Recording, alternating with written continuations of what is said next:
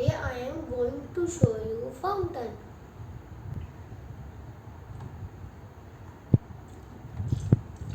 Can you see the fountain?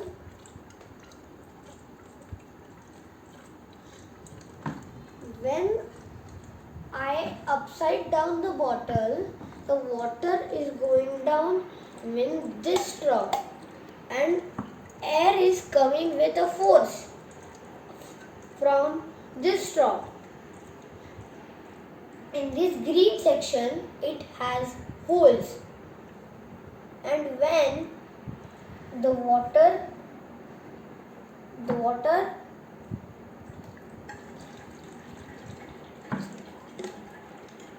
is pushed with the air, and some water is the air sucks some water and it takes up, and when it goes here, the water is thrown out and we can see a fountain.